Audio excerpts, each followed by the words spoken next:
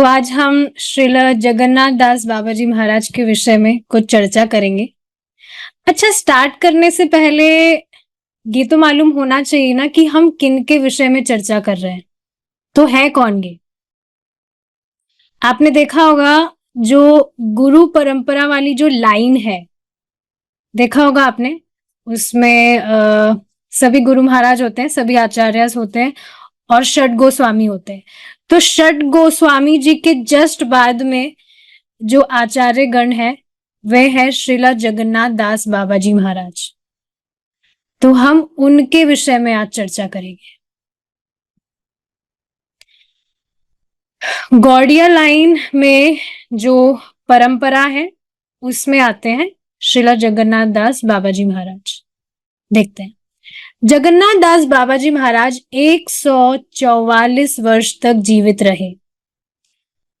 उन्होंने श्री मधुसूदन दास बाबा जी से दीक्षा ली, जिन्होंने वृंदावन के सूर्य कुंड में कई वर्षों तक भजन किया।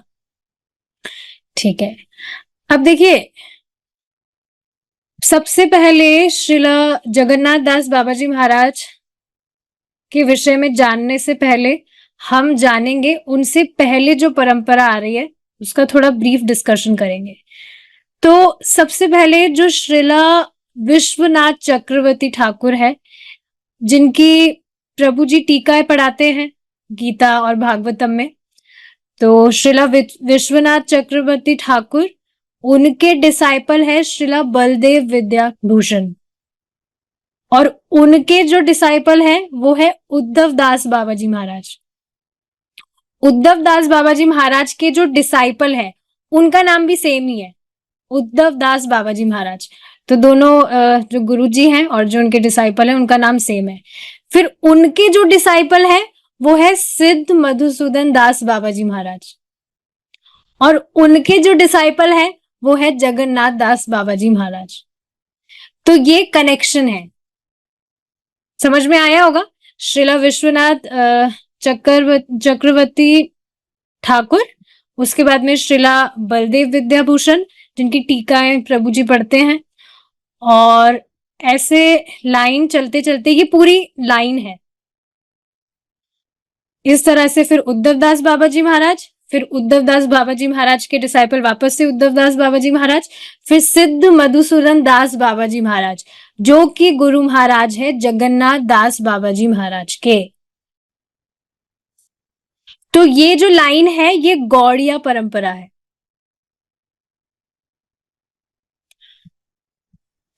तो आप देखेंगे जो श्रीला जगन्नाथ दास बाबा जी महाराज है, उनके जो गुरु महाराज है, हम पहले उनके विषय में थोड़ा चर्चा करेंगे। उसी से हमें मालूम चलेगा कि जो श्रीला जगन्नाथ दास बाबा जी महाराज है वो कितने ग्रेट हैं।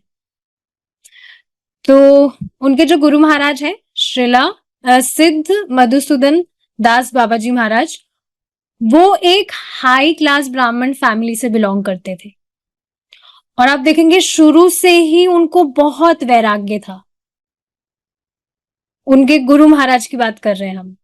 बहुत एब्जॉर्प्शन के साथ वो डीटी वर्शिप करते थे, बचपन से ही हरि कथा बोलते थे, कीर्तन करते थे, चैंटिंग करते थे, और बहुत शुरू से ही जो बाहर की भगवान से इतर जो चीजें हैं उनमें उनको डिस्टेस्ट था, कोई टेस्ट था ही नहीं, कहीं रुचि नहीं थी वहां पर। अब इस तरह से जब वो बढ़िया, उनको जब वैराग्य था, भगवान की भक्ति में ही वो रहते थे, तो अब उनके जो पेरेंट्स हैं उन्होंने देखा कि अरे ये तो बहुत वैरागी हो रहे। Parents are very difficult, is it not? ऐसा कहना तो नहीं चाहिए, पर आप देखिए ना, जब अभी तक जो भी हमने डिस्कशन किया है उनमें सब में पेरेंट्स ही है जो सोचते हैं अरे हमारा बच्चा तो बहुत भक्ति कर रहा है। तो ये बात है। अब उनको लगा कि ये अच्छी बात तो नहीं है, इतना छोटा बच्चा इतना वैरागी है, तो इसको थोड़ा व्यस्त रखना होगा। अब व्यस्त रखने के लिए एक ही चीज आती है, शादी करा दो। और आप देखेंगे ये कम से कम 200 साल पुरानी बात है, 200-250 साल पुरानी। उस टाइम तो बाल विवाह भी हो जाता था। तो अब उनको ये चीज मालूम चली कि जो घर वाले हैं वो तो शादी कराने में लगे, तो फिर वो चले भाग। उन्होंने रिक्वेस्ट की कि माता जी, मुझे आप मत फंसाओ इन सब में, किसी और की शादी करा दीजिए आप, पर मेरी शादी मत कराइए।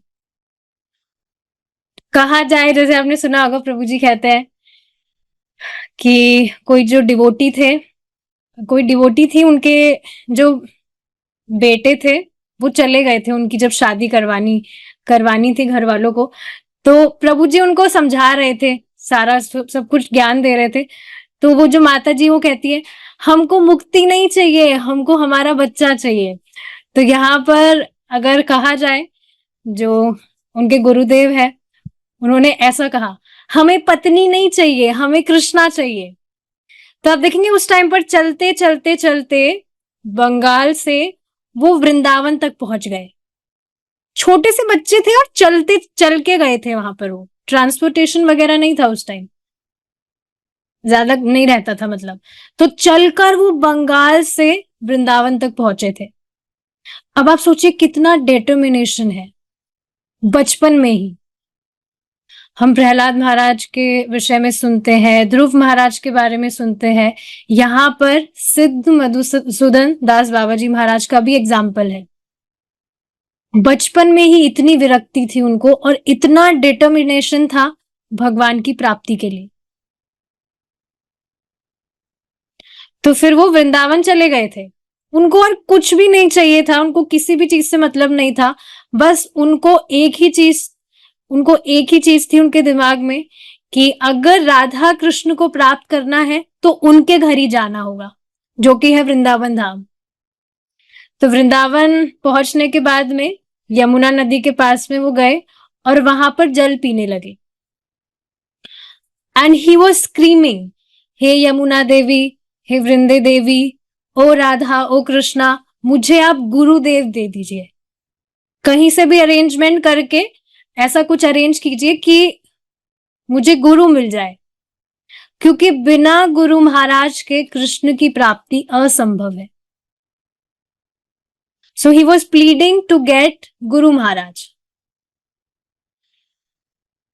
तो जब वो पानी पी रहे थे उस टाइम पर, तो उनके कानों में आवाज आई कि सुबह जब आप उठेंगे तो एक दिव्य पुरुष आपके सामने आएंगे, आपके पास चलकर आएंगे, वो आपके गुरु महाराज होंगे। तो फिर वो बहुत उत्साहित हो गए। फिर अगली सुबह जब वो उठे तो उन्होंने देखा कि वास्तव में कोई दिव्य पुरुष उनके पास चलकर आ रहा है, उनकी तरफ आ रहे हैं। अब वो आए तो उन्होंने कहा कि उनको कृष्ण ने भेजा है। सिद्ध मधुसूदन दास बाबा जी महाराज को इस तरह से वो कह रहे थे कि उनको कृष्ण ने भेजा है आपके लिए। फिर उन्होंने उनको मंत्र दिया और कहा कि अब आप ये मंत्र उच्चारण करिएगा, और फिर वो चले गए मंत्र देकर। उसके बाद में कभी दिखे ही नहीं, मंत्र देने के बाद बस गायब हो गए वो। अब वो जो बच्चा था वो रोने लगा। बच्चा कौन? सिद्ध मधुसूदन दास बाबा जी महाराज, जो श्रीला जगन्नाथ दास बाबा जी के गुरु महाराज है। वो रोने लगे कि मुझे मंत्र तो ठीक है दे दिया, पर कोई पद्धति नहीं है, कोई प्रणाली नहीं है कि क्या करना है क्या नहीं करना है। तो फिर से वो प्रार्थना करने लगे कृष्ण से कि गुरु तो आपने दे दिया, पर शिक्षा भी तो होनी चाहिए। अब देखिए, इस पर विचार करिए, जस्ट थिंक अबाउट दिस। अगर हमें भी सिर्फ इस तरह से हरे कृष्णा महामंत्र दे दिया जाता और कोई शिक्षा ही नहीं होती, तो क्या हम सरवाइव कर पाते? ऐसा देखा जाता है ना कि किसी को आपने मंत्र बताया, हरे कृष्ण महामंत्र का चैंटिंग करना चाहिए, उसने शुरू भी कर दिया चैंटिंग करना, क्लासेस उसने अटेंड की, पर जैसे ही शिक्षा का अभाव होता है, श्रवण का अभाव होता है, तो सुनते सुनते गायब हो जाता है वो। उसने श्रवण बंद किया, फिर उसकी चैंटिंग भी बंद हो जाती है। तो आप देख रहे हैं चैंटिंग तो है, टॉप मोस्ट है, लेकिन उसके साथ में शिक्षा बहुत जरूरी है, श्रवण करना बहुत जरूरी है, तभी चैंटिंग हम कंटिन्यू रख सकते हैं। तो यहां आप देख पा रहे हैं शिक्षा की कितनी जरूरत है। तो वहां पर सिद्ध मधुसूदन दास बाबा जी महाराज इस तरह से कह रहे थे कि मुझे शिक्षा की जरूरत है, मुझे निर्देश चाहिए कि ये करना चाहिए, ये नहीं करना चाहिए, सुबह इतने बजे उठना चाहिए, इतने बजे जब करना चाहिए, इतना ये करना चाहिए, उतना वो करना चाहिए। जैसे हमें एक पद्धति मालूम है, हमें बताई गई है कि सुबह उठना चाहिए, जब करना चाहिए, फिर प्रसादम, फिर गीता क्लास, तो हम वो पूरा डेली फॉलो कर रहे हैं। इस तरह से हमें क्योंकि पद्धति पता है, पर सिर्फ मालूम होता चैंटिंग करनी है, तो आप देखेंगे 16 माला करना भी भारी हो जाता, और भारी होता ही है। शुरू में आप देखिए ना, इतना हम श्रवण नहीं किए होते, इतनी शिक्षा नहीं होती है, इतना मालूम नहीं होता है, तो शुरू में तो ऐसे लगता है अरे सब 16 माला करते हैं, यहाँ तो 2 माला में नानी याद आ रही है। लेकिन धीरे धीरे जैसे व्यक्ति श्रवण करता है, जप करता है, उसका चित्त शुद्ध होता है, तो 16 माला करना भी उसके लिए सहज हो जाता है। तो गुरु इस तरह से हमें शिक्षा देते हैं, हम कहाँ गलती कर रहे हैं, हम कहाँ ठीक कर रहे हैं, और जहां पर हम गलती कर रहे हैं वहां पर क्या सुधार करने की जरूरत है, ताकि हम प्रोग्रेस कर पाए। तो फिर क्या हुआ था उसके बाद में, जो सिद्ध मधुसूदन दास बाबा जी महाराज हैं, वो चले गए थे गोवर्धन। उस टाइम पर मालूम होना चाहिए कि देयर वर 3 सिद्ध बाबाज, 3 सिद्ध बाबा थे। वृंदावन में थे सिद्ध कृष्ण बाबा, गोवर्धन में थे सिद्ध कृष्ण दास बाबा जी महाराज, और एक और था काम्यवन, वृंदावन में ही है, वहां थे जय कृष्ण दास बाबा जी महाराज। तो ये 3 सिद्ध बाबा जी महाराज थे उस टाइम पर। तो सबसे पहले जो सिद्ध मधुसूदन दास बाबा जी महाराज हैं, छोटे बच्चे से ही हम इनको बार बार में प्रोनाउंस करेंगे, थोड़ा बहुत लंबा नाम है, ठीक है। तो ये जो छोटे बच्चे थे, तो पहले वो सिद्ध कृष्ण बाबा जी महाराज के पास गए वृंदावन में। तो वहां पर वो इस तरह से पूरी स्टोरी बताते हैं कि मेरे पास में मंत्र है, पर मुझे गुरु चाहिए, मेरे पास में शिक्षा नहीं है, तो क्या आप मेरी सहायता करेंगे? तो वो इस तरह से मदद लेने गए। तो अब जो शुभ कृष्ण सिद्ध कृष्ण बाबा जी महाराज थे वृंदावन के, जिनके पास वो गए थे, तो कहने लगे अरे ये मेरा अधिकार नहीं है, मैं कैसे मदद कर सकता हूं, मुझे खुद को मदद की जरूरत है।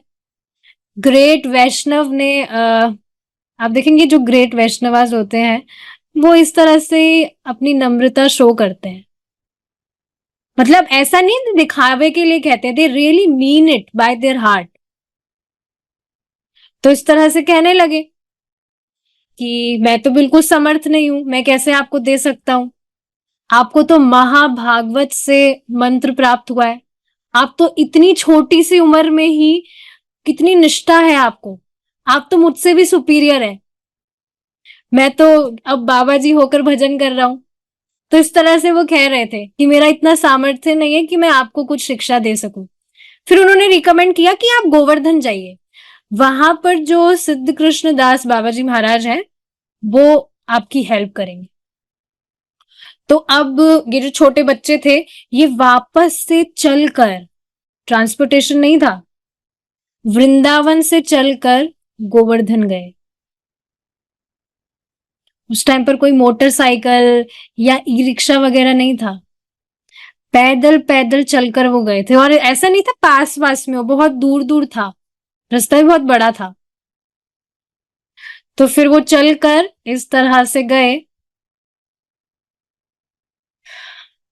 आप देखिए ना इस तरह से चलकर जा रहे हैं, how eager he was to get Radha Krishna. तो वापस से वहां गोवर्धन गए, जो महाराज उनको रिकमेंड किया था उनके पास में गए। अब उनको पूरी स्टोरी सुनाई कि कैसे वो घर से आ गए थे और कैसे वो सिद्ध कृष्ण बाबा जी महाराज से मिले वृंदावन में, उन्होंने मुझे आपके पास में भेजा है, इस तरह से वो बता रहे थे। तो देखो, और एक और मालूम होनी चाहिए बात, जो गोवर्धन वाले सिद्ध कृष्ण दास बाबा जी महाराज हैं, ये वही हैं जिन्होंने लिखा था, दीन कृष्ण दासे कोय, ए ये न मोरा होय, श्री राधा गोविंद प्रेमे सदा ये न भासी, श्री राधा गोविंद प्रेमे सदा ये न भासी, इन्होंने लिखा था ये। तो उनके पास में जाने के बाद में अब वो भी कहने लगे, अरे मैं खुद ही असमर्थ हूं। जब सिद्ध कृष्ण बाबा जी महाराज वृंदावन वाले उन्होंने आपको कुछ शिक्षा नहीं दे पाए, तो मेरा नंबर कहाँ आता है? मेरे पास में तो ना कोई भजन है, ना कुछ सदाचार है, मैं तो अधर्मी हूं, मैं कैसे आपको कुछ दे सकता हूं? तो बाद में फिर अब वो उनको काम्यवन वाले जय सिद्ध जो महाराज हैं, उनका रिकमेंडेशन देते हैं कि आप इस तरह से काम्य बन जाइए, वो आपकी मदद करेंगे। तो इस तरह से फिर वापस से गोवर्धन से काम्य वन वो चलते चलते चलते चलते गए। अब फिर से काम्य वन जाने के बाद में वहां पर जो वो महाराज थे, उन्होंने कहा कि अरे आपको सिद्ध कृष्ण बाबा जी महाराज और सिद्ध कृष्ण दास बाबा जी महाराज आपकी मदद नहीं कर पाए, तो मेरा नंबर कहाँ आता है? मैं तो बहुत ज्यादा पतित हूं, मुझ में तो बहुत दोष है, मेरे पास तो कोई गुण ही नहीं है, ऐसे ऐसे वो भी ये सारी बातें बोलने लगे। अब वो एडवाइस देते हैं बाद में कि मेरी ये एडवाइस है, आप राधा कुंड जाइए, श्रीमती राधा रानी से प्रे करिए, वही आपकी मदद कर सकती है। आप देखिए ना, इस तरह से उनको बार बार में घुमाया जा रहा है, कभी यहाँ कभी वहां, कभी यहाँ कभी वहां।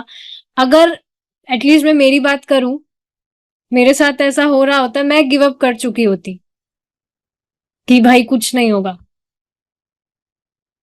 मतलब कुछ भी आप नॉर्मल सा भी एग्जांपल ले लीजिए ना, आपको कहीं जाना है, किसी कहीं पर भी जाना हो और वो एड्रेस ही आपको नहीं मिल रहा, बस आप घूमे जा रहे, परेशान नहीं हो जाएंगे आप? पर आप देखिए वो इस तरह से पैदल चल चल के जा रहे थे, इतना इतना दूर, बहुत बहुत दूर था। लास्ट में उनको बताया गया आप राधा कुंड जाइए, तो राधा कुंड गए वो, और चौराहे जितनी दूरी जितना नहीं था, वो बहुत बहुत दूर डिस्टेंस चल चल के उनको जाना पड़ रहा था। सोचिए इतना इतना चलकर इतनी सी उम्र में, देखिए कितना डिटर्मिनेशन था भगवान को ढूंढने का।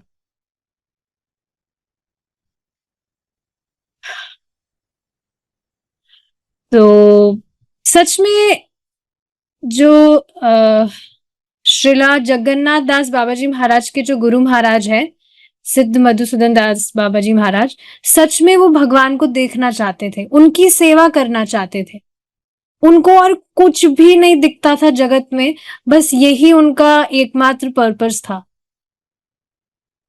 हालांकि मनुष्य जीवन का भी यही एकमात्र पर्पस होता है, पर आप देखिए इतना डिटर्मिनेशन। तो अब राधा कुंड गए और वहां पर वो 3 दिन तक बैठे रहे, और बस बैठे बैठे वो रो रहे थे वहां पर, हे राधा हे कृष्णा, हे राधे हे कृष्णा, इस तरह से ही was calling out different names of Shrimati Radha Rani, हे किशोरी, हे श्यामा प्यारी, ऐसे ऐसे वो श्रीमती राधा रानी को पुकार रहे थे, प्लीज मेरी सहायता करिए।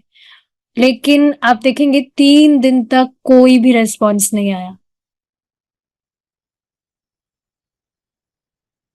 फिर वो कहने लगे कि मैंने तो सुना है श्रीमती राधा रानी बहुत उदार है, उनका तो बहुत सॉफ्ट हार्ट है, लेकिन अब उनका हृदय क्यों नहीं पिघल रहा है? एक छोटा सा बच्चा इतना रो रहा है, रोता देखने के बाद में भी कोई मेरी मदद ही नहीं कर रहा है, मैं कितने दिन से इधर उधर बस घूमे जा रहा हूँ।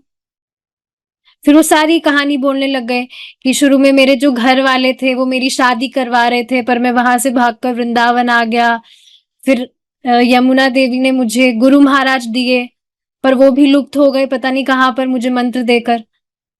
फिर मैं जितने भी बाबा जी इसके पास में गया, उन्होंने भी, किसी ने मेरी हेल्प नहीं की। और अब श्रीमती राधा रानी, जो कृष्ण से भी करुणामय है, पर उनका हृदय भी नहीं पिघल रहा। फिर क्या लाभ है मेरा यहाँ पर जीवित रहने का? मुझे जीवित रहना ही क्यों है? अगर मुझे कृष्ण की ही सेवा करने को नहीं मिल रही है, कोई मेरी मदद ही नहीं कर रहा है उनको ढूंढने में, तो फिर मेरा जीवित रहना भी ठीक नहीं है। तो ऐसा कहकर उन्होंने अपने गले में एक रस्सी बांध ली, और रस्सी बांधने के बाद में एक भारी सा जो पत्थर सा होता है, उन्होंने वो बांधकर नीचे गिराया, और उन्होंने रस्सी बहुत टाइट बांधी थी आत्महत्या करने के लिए। और फिर वो राधा कुंड में उन्होंने डुबकी मारी कि मेरा कोई आश्रय ही नहीं है, तो मैं बस, अब मेरा कोई जीवित रहने का भी कुछ भी नहीं है। बहुत कस के उन्होंने रस्सी बांधी थी, लेकिन आप देखेंगे जैसे ही वो कुंड में कूदे, तो वो रस्सी अपने आप ढीली होने लगी, और अपने आप ही वो ऊपर आ गए। नीचे नहीं डूबे, वो रस्सी अपने आप ढीली हो गई, वो अपने आप ऊपर आ गए। और ऊपर आने के बाद ही उनके पास में एक पाम लीफ था, एक पाम लीफ पड़ा था। उन्होंने उसको पलटा, उस पाम लीफ को, तो उसमें देखा, उसमें सारे इंस्ट्रक्शंस लिखे हुए थे। देखिए, कोई कहानी मात्र नहीं है, ऐसा नहीं सोचना चाहिए वाह वाह क्या क्या कहानी है, कहानी नहीं, इट वॉज रियल। उसमें सारे इंस्ट्रक्शंस लिखे हुए थे। तो उन्होंने उसको पाम लीफ को अपने हृदय से लगाकर वो रोने लगे कि ओ श्रीमती राधा रानी, यू आर सो मर्सीफुल, आप कितने काइंड है। बस 3 दिन कोई बच्चा रो रहा था आपके पास में, और आप इतनी सॉफ्ट हार्टेड है कि आपने उसको प्रणाली दे दी, पद्धति दे दी, ताकि वो उस भगवान की प्राप्ति कर सके, इस भौतिक जगत से मुक्त हो सके। तो उसमें काफी सारे इंस्ट्रक्शंस थे, और उसमें से एक इंस्ट्रक्शंस था कि यू जस्ट गो टू सूर्य कुंड, आप सूर्य कुंड में जाइए, जैसा कि यहाँ लिखा है। उन्होंने श्री मधुसूदन दास बाबा जी से दीक्षा ली, जिन्होंने वृंदावन के सूर्य कुंड में कई वर्षों तक भजन किया। तो सूर्य कुंड, उसमें इंस्ट्रक्शन था आप सूर्य कुंड जाइए, और वहां पर उद्धव दास बाबा जी महाराज का आप आश्रय लीजिए, उनकी शरण में जाइए।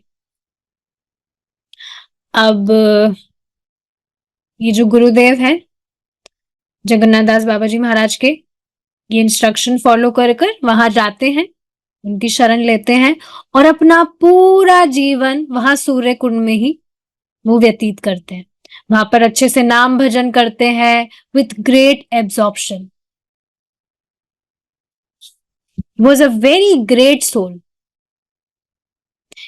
इतने ग्रेट कि आप देखेंगे वृंदावन में देयर वर 3 सिद्ध बाबा जी, 3 थे। 3 व्यक्ति, जो वृंदावन था वो 3 सिद्ध बाबा जी से विख्यात था। वृंदावन वाले, गोवर्धन वाले, और काम्यवन वाले। पर अभी भी आप देखेंगे काफी सिद्ध बाबा हैं, पर गौड़िया परंपरा में 4 बाबा जी हैं, सिद्ध बाबा जी, देर आर 4 इन गौड़िया परंपरा। और उनमें से जो सिद्ध मधुसूदन दास बाबा जी महाराज हैं, वो एक है, जो कि जगन्नाथ दास बाबा जी महाराज के गुरुदेव हैं। और ये सब उनके भजन की इंटेंसिटी की वजह से था। कितना ज्यादा उनके हार्ट में ग्रेट डिजायर थी टू गेट कृष्णा। और ये किनके गुरु महाराज हैं? जगन्नाथ दास बाबा जी महाराज के गुरु महाराज हैं। अब आप इमेजिन करिए कि क्या पावर पोटेंसी है ऑफ आवर गौड़िया परंपरा, और श्रीला जगन्नाथ दास बाबा जी महाराज, क्या ग्रेट पोटेंसी है। तो जब हम डिसाइपल्स पर विचार करते हैं, तो हमें उनके गुरुदेव के इन्फ्लुएंस पर भी विचार करना चाहिए, that how great souls are they. तो ये चीज है, ठीक है। मूविंग फॉरवर्ड, उनका अभ्यास 6 महीने श्री नवदीप धाम में और 6 महीने व्रज मंडल में रहने का था। तब आप देखेंगे श्रीला जगन्नाथ दास बाबा जी महाराज भी महाभागवत है, और अभी हमने शुरू में पढ़ा ना यहाँ पर दैट वो 144 वर्ष मतलब 144 years he was there on earth, 144 वर्ष तक। तो उनमें से आप देखेंगे 60 साल तक उन्होंने वृंदावन धाम में व्यतीत किए, वृंदावन धाम में भजन किया, और 60 साल तक नवदीप धाम में भजन किया। तो पहले के जो 60 है, 60 वर्ष वो नवदीप धाम में और फिर 60 वर्ष वृंदावन धाम में। तो ये ऑलरेडी 120 साल हो गए उनके जीवन के। फिर वो कहने लगे कि जो वृंदावन धाम है यहां पर तो मुझे कुछ नहीं मिलेगा। क्यों? क्योंकि वृंदावन धाम तो महाभागवतों के लिए है, मैं तो बहुत पतित हूं, मेरा तो एक ही आश्रय है, नवदीप धाम। तो फिर वो वापस से नवदीप धाम गए और फिर वापस वहां से कभी नहीं आए, वहीं पर ही उन्होंने पूरा अपना भजन किया। अच्छा, ये जो 60-60 वर्ष है ये भी कैसे हैं? पूरे 12 महीने में वो 6 महीने तो वृंदावन धाम रहते थे और 6 महीने नवदीप रहते थे। जैसे ये यहाँ पर लिखा है, उनका अभ्यास 6 महीने श्री नवदीप धाम में और 6 महीने व्रज मंडल में रहने का था। तो ऐसे करते करते वो 60 साल वृंदावन और 60 साल नवदीप, इस तरह से उनके 120 ईयर्स है। और उनके लास्ट टाइम में वो वृंदावन में नहीं बल्कि नवदीप में रहे थे। तो उनका ऐसा मतलब वो ऐसे कह रहे थे कि जो वृंदावन धाम है वो तो बहुत ही महाभागवतों के लिए है, महाभागवत जो परम हंस होते हैं उनके लिए है, मेरे लिए तो सिर्फ नवदीप है। बहुत सुंदर बात श्रीला जगन्नाथ दास बाबा जी महाराज बताते हैं कि आप देखेंगे बहुत राजा होते हैं, इज इट नॉट, बहुत सारे राजा होते हैं, पर आपको उस राजा की सेवा करना चाहिए जिसके राज्य में आप रहते हैं। बहुत ध्यान से सुनेंगे, बहुत सुंदर चीज है ये। मतलब रामचंद्र जो है वो भी राजा है, कृष्णचंद्र भी राजा है और गौरचंद्र भी राजा है। कितना सुंदर लग रहा है ना ये नाम। Yesterday when I was travelling तो मैंने देखा था बीच में एक टेम्पल आया था, वहां लिख रहा था श्री कृष्णचंद्र मंदिर। तो बहुत कृष्णचंद्र पढ़कर ही बहुत I was feeling very nice. तो ये जो राज्य है कौन सा? कलयुग, यहाँ के राजा है चैतन्य महाप्रभु। तो श्रीला जगन्नाथ दास बाबा जी महाराज जी बताते हैं कि आप चैतन्य महाप्रभु को वर्शिप करिए, आपको सब कुछ प्राप्त हो जाएगा। भक्तों को क्या क्या चाहिए होता है? भगवान का प्रेम, तो बहुत आसानी से प्राप्त हो जाएगा। And these were the realised words of Shrila Jagannath Das Baba ji Maharaj. Realised words थे उनके।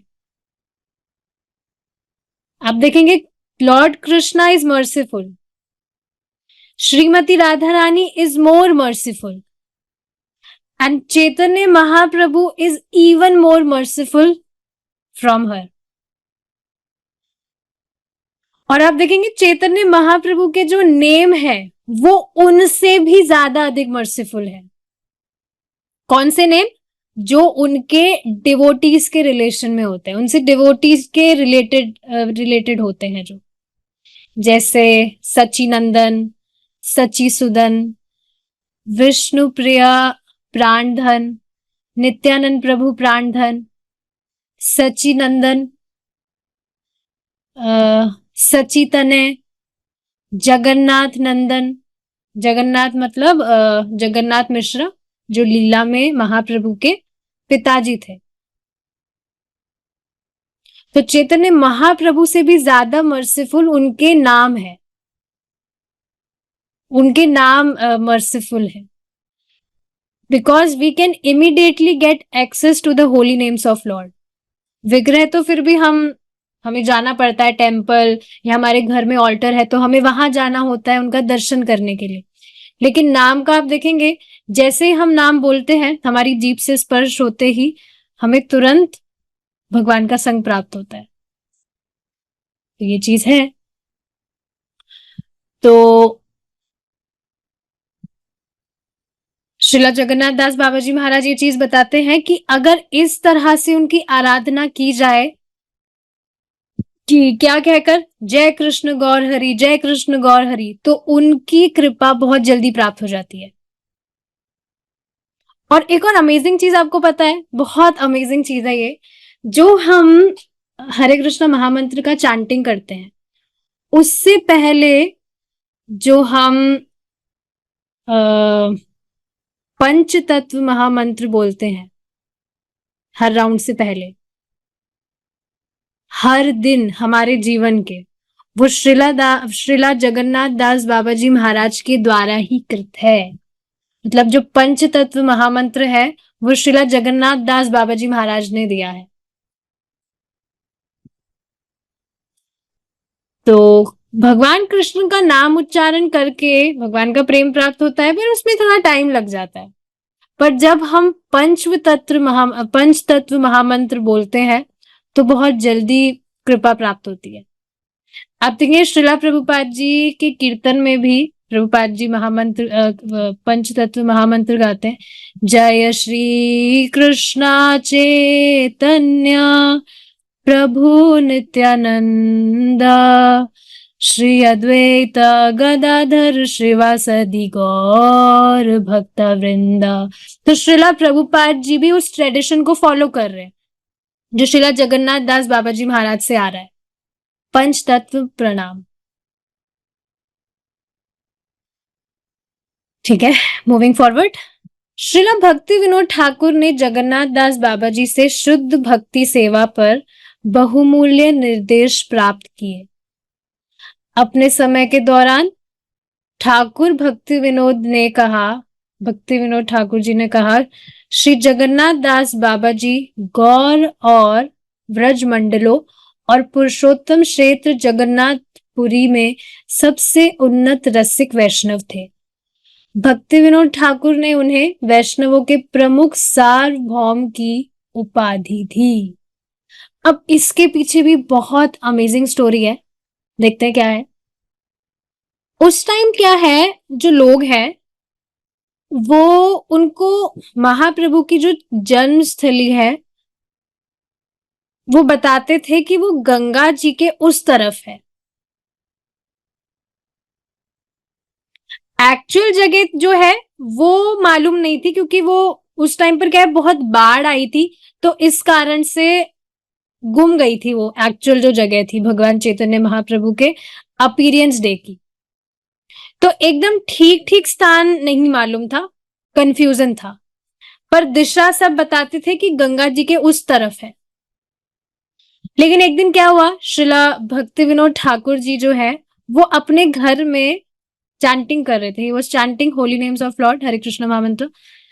तो एकदम से चैंटिंग करते करते उन्हें एक दिव्य ज्योति दिखाई दी जो गंगा जी की दूसरी तरफ थी। मतलब लोग जिस साइड बताते थे ना कि महाप्रभु की जन्मस्थली जिस साइड है, उसके ऑपोजिट डायरेक्शन से उन्हें वो जो दिव्य ज्योति थी वो दिखाई दी। तो अब जो भक्ति विनोद ठाकुर हैं वो उधर गए, शास्त्रिक एविडेंस उन्होंने इकट्ठा किया, खूब छानबीन की, पूरा मैप टू मैप उन्होंने सब कुछ किया। तो ऐसे छानाबीनी करते करते वो एग्जैक्ट वहां उस जगह पर पहुंच गए थे। तो वहां पर उन्होंने देखा कि कुछ मुस्लिम लोग थे। तो उनसे भक्ति विनोद ठाकुर जी पूछ रहे थे कि इस स्थान के बारे में आप कुछ बताइए, आप तो यहीं पर रहते हैं इतने टाइम से, इसके बारे में आपका क्या विचार है। तो सब कहने लगे, अरे ये एकदम खराब स्थान है, यहाँ पर कुछ उगता ही नहीं है, कुछ भी यहाँ पर बीज डालो आप देखोगे यहाँ पर सिर्फ तुलसी उग कर आएगी। टमाटर का बीज डालो या बैंगन का बीज डालो, चाहे आम का बीज डालो या ड्रैगन फ्रूट का बीज डालो, यहाँ पर सिर्फ तुलसी उगकर आती है। तब भक्ति विनोद ठाकुर जी समझ गए थे कि पक्का यही वो स्थान है। मैपिंग के द्वारा तो वो जान ही गए थे कि मैं एकदम ठीक जगह पर हूं, लेकिन जब उनको ये बहुत ही अद्भुत विचित्र बात पता चली कि यहाँ सिर्फ तुलसी के पौधे ही उगते हैं, तो उनको कंफर्म हो गया। पर बिल्कुल कंफर्मेशन के लिए, बिल्कुल कंफर्म करने के लिए अब वो जगन्नाथ दास बाबा जी महाराज के पास गए। उन्होंने उनको कुछ बताया नहीं था कि मैं आपको इस तरह से मैंने छानबीन की है और मैं आपको चैतन्य महाप्रभु के जन्म स्थली पर लेके जा रहा हूं। उन्होंने ऐसा कुछ भी नहीं बताया था। बस उन्होंने कहा कि आप आइए, मैं आपको एक जगह पर ले जाना चाहता हूं।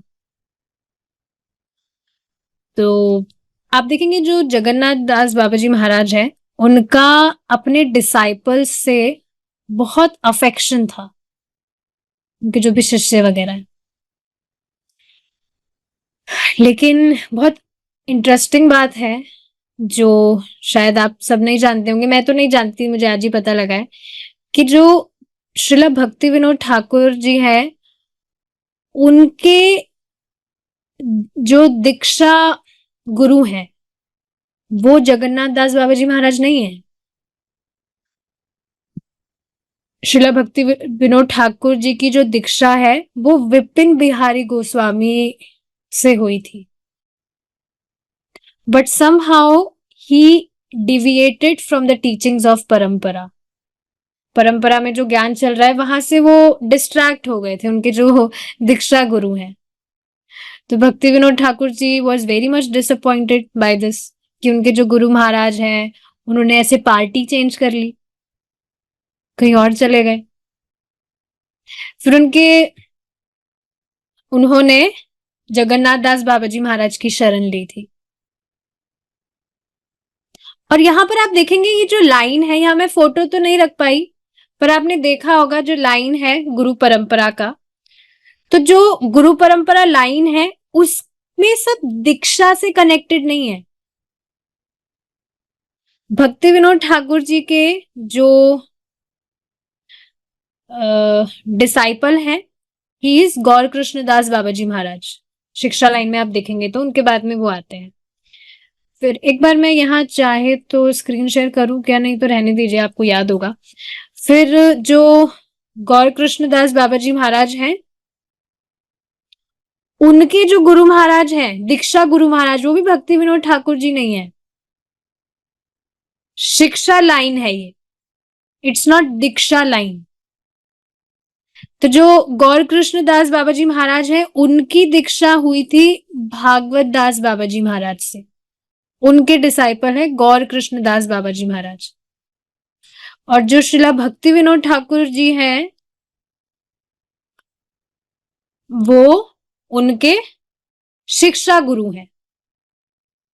तो जो भागवत दास बाबा जी महाराज है, जो गौर कृष्ण दास बाबा जी महाराज के शिक्षा दीक्षा गुरु हैं, उन्होंने ही उनको रिकमेंड किया था कि जो श्रीला भक्ति विनोद ठाकुर जी हैं वो ज्यादा एडवांस है, तो आप उनसे जाकर शिक्षा लीजिए। तो उन्होंने इस तरह से उनको रिकमेंडेशन दिया था। तो जो गौर कृष्ण दास बाबा जी महाराज है, he is the disciple of भक्ति विनोद ठाकुर जी, शिक्षा गुरु हैं उनके। और जो भक्ति विनोद ठाकुर जी हैं उनके शिक्षा गुरु हैं जगन्नाथ दास बाबा जी महाराज। आई होप ये क्लियर हुआ होगा। एंड आप देखेंगे श्रीला प्रभुपाद जी के जो दीक्षा गुरु हैं और जो शिक्षा गुरु हैं वो है श्रीला भक्ति सिद्धांत सरस्वती ठाकुर जी, दोनों उनके सेम ही है। अब आप देखेंगे जो जगन्नाथ दास बाबा जी महाराज है, उनके भजन करने का जो स्टाइल है वो भी बहुत यूनिक था। 3 दिन तक वो इस तरह का व्रत लेते थे कि 3 दिन तक वो ना तो कुछ खाएंगे, ना कुछ पिएंगे और ना सोएंगे। ये जो भी बॉडीली कॉन्सेप्शंस है ये सब बिल्कुल जीरो, और सिर्फ 3 दिन तक लगातार वो चैंटिंग करते थे, भगवान के नाम का जप करते थे। Only chanting and only chanting 3 days तक। लगातार, morning then afternoon also chanting, then night also chanting, 3 दिन तक लगातार चैंटिंग। तो अब जब भी हम सोचे कि हम बहुत एडवांस हो गए हैं, तो हमें ये ट्राई करना चाहिए, इज इट नॉट? इस तरह से व्रत लेना चाहिए। I have tried many times on Ekadashi कि मैं लगातार बस हरिदास ठाकुर जी की तरह चैंटिंग करते रहूं और मैं कुछ भी ना करूं, बस मैं चैंटिंग करते रहूं। पर जैसे ही थोड़ा मैं लो फील करती हूँ, तो तुरंत मेरे दिमाग में एक ही बात आती है, एक ही चीज याद आती है, प्रभुपाद जी जो बात बताते हैं, don't create, there is enough tapasya, don't create your own. तो ये बात याद आती है, अच्छे से चैंटिंग करनी है तो जितना पर्याप्त है उतना खा लेना चाहिए। अभी इतना एलिवेटेड नहीं हुए हैं कि बस चैंटिंग ही चैंटिंग करे जाए। तो इस तरह से अगर हमें कभी लगे कि हम एडवांस हो गए हैं, we can try like this. लेकिन जब हम फेल हो जाए, ट्राई तो कर सकते हैं, पर जब फेल हो जाए तो तृणादपि सुनीचेना तरोरपि सहिष्णुना। फिर आप देखेंगे ऐसे 3 दिन तक वो फास्टिंग करते थे, भगवान का नाम जप करते थे, चौथे दिन अपना उपवास खोलते थे, कुछ प्रसादम पाते थे चौथे दिन, और फिर वापस से 3 दिन का प्रोग्राम उनका स्टार्ट। इस तरह से उनका चलता रहता था। 3 दिन वो भजन करते थे, कुछ भी खाते पीते सोते कुछ नहीं, बस हरे नाम चैंटिंग, सिर्फ हरे राम का वो चैंटिंग करते थे, हरे कृष्ण महामंत्र चैंटिंग करते थे। चौथे दिन खाते थे, फिर वापस से उनका 3 दिन का जो प्रोग्राम है वो इस तरह से कंटिन्यू चलता था। आप देखिए ना, इस तरह से उनका ये स्टाइल था, और वो हमेशा इसी तरह से रहते थे। कोई भी बाहर की जो भी भौतिक जगत है उनसे उनका कुछ लेना देना ही नहीं था। बाहर दुनियादारी में क्या हो रहा है क्या नहीं हो रहा है, किसी भी चीज से उनको कोई मतलब ही नहीं था। और किसी किसी भी चीज के लिए वो किसी पर भी आश्रित भी नहीं थे। बहुत ही ज्यादा सिंपल जीवन वो जीते थे। No bodily conception, absolutely. इस पर मुझे एक बात याद आ रही है, अभी 2-3 दिन पहले की बात है। प्रभु जी बता रहे थे कि कोई माता जी है, वो प्रभु जी के घर पर आई थी, प्रसाद पाने के लिए आई थी शायद, पता नहीं ऐसा कुछ था। तो ऑफ कोर्स डिवोटी डिवोटी है वो, उनकी दीक्षा हो गई है, वो भी डबल दीक्षा हो गई है शायद। बट बहुत सारा वो मेकअप लगा कर आई थी। देखिए, जब भी ये बात बोली जाती है ना, तो अब कोई नया व्यक्ति होगा तो वो इस बात को नहीं समझ पाएगा। पर यहाँ तो सब डिवोटीज हैं, डिवोटीज के बीच में डिस्कशन हो रहा है। तो ये चीज समझनी चाहिए कि जब व्यक्ति अपने शरीर की सजावट में लगा है, तो इससे भगवान का तो कोई कनेक्शन नहीं है ना। जब अब सोचिए ना, आपके घर में कोई व्हीकल है, तो क्या आप उसकी सजावट में लगे रहते हैं, या बस उसको साधन की तरह उसका आप उपयोग करते हैं? साधन की तरह ना, कि बस हमें जाना है और आना है। उसकी सजावट में तो नहीं लगे रहेंगे आप, उसको बढ़िया कपड़ा भी पहनाना है, ये भी करना है वो भी करना है। ध्यान रखते हैं, ध्यान नहीं रखने को नहीं कहा जा रहा है। तो उसी तरह से हमारा ये जो शरीर है, हमें इसको साधन की तरह काम में लेना चाहिए भगवान के भजन के लिए। पर अगर व्यक्ति इसकी सजावट में लगा है, तो इसका अर्थ क्या है? कि वो खुद की पहचान उससे कर रहा है। और आजकल व्यक्ति अपनी पहचान वस्तुओं से भी करते हैं, इसलिए उनके पोषण में लगे रहते हैं। तो अब यहाँ पर आप देखिए ना, श्रीला जगन्नाथ दास बाबा जी महाराज को, उनको बाहर की दुनिया से कोई मतलब ही नहीं है। मैं ऐसा नहीं कह रही आप भी बस अपने आप को बंद करके ऐसे करिए, पर एक बार सोचना चाहिए कि क्या सच में हम बिना मतलब की रेस्पॉन्सिबिलिटीज को अपने कंधों पर नहीं लिए हुए हैं, जिससे हमारी आध्यात्मिक जीवन का कोई लेना देना भी ना हो दूर दूर तक। जहां तक पॉसिबल हो, कट करना चाहिए। बस हमेशा देखिए ये वाली चीज दिमाग में लानी चाहिए। मैं हमेशा इस तरह से सोचती हूँ कि इतने जीवन तो हमने इतनी सारी रिस्पॉन्सिबिलिटीज को ही बहुत इंपॉर्टेंट समझकर उनको ही तो प्रायोरिटी दी है, और इसी वजह से उसी कारण हम अभी तक यहीं पर हैं।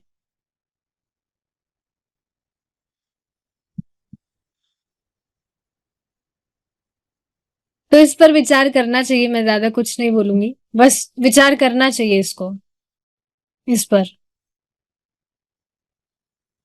ठीक है, हाँ, कहाँ थे हम? तो अब बाद में जब भक्ति विनोद ठाकुर जी श्रीला जगन्नाथ दास बाबा जी महाराज से मिले, तो ये जो 3 दिन का प्रोग्राम था, ये जो एक्सटेसी थी, ये और बढ़ गई। दोनों साथ में बैठते थे, और 3 दिन की जगह ये जो प्रोग्राम है, ये 11 दिन में बढ़ गया। अब लगातार इस तरह 11 दिन तक सिर्फ चांटिंग, ओनली भगवान से रिलेटेड जो भी चीजें होती है वो करते हैं। कुछ खाना नहीं है, कुछ पीना नहीं है, कुछ सोना नहीं है। और फिर 11वें दिन तक इस तरह से वो करते, नो स्लीपिंग, बस बैठ के वो चैंटिंग करते, हियरिंग एंड कीर्तन, हरि कथा एक दूसरे से डिस्कस करते, भगवान का कीर्तन करते, और बस भगवान का नाम जप करते, 11 दिन तक लगातार।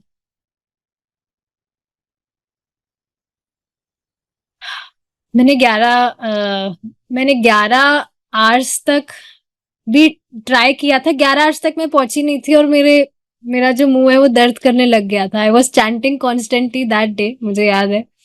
बट मैं 11 11 आवर्स तक भी मैं नहीं पहुंच पाई थी। यहाँ देखिए 11 दिन तक कंटिन्यूअसली, और 11 दिन के बाद में सूर्यास्त के बाद वो थोड़ा प्रसादम पाते थे, इसके अलावा और कुछ नहीं। 11 दिन तक इस तरह से उनका चलता था पूरा प्रोग्राम। और उसके बाद में जो श्रीला भक्ति विनोद ठाकुर जी हैं, वो फीस्ट करते थे, खुद के लिए नहीं, औरों को डिस्ट्रीब्यूट करते थे, फीस्ट का अरेंजमेंट करके।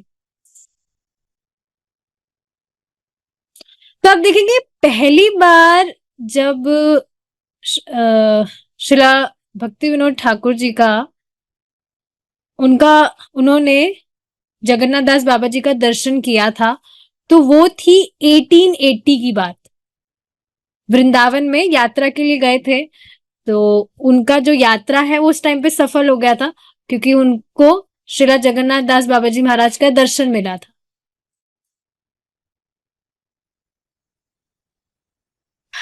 देखिए क्या है, आगे बढ़ते हैं। 125 साल की उम्र में उनका शरीर अर्धवृत्त की तरह मुड़ा हुआ दिखाई देता था।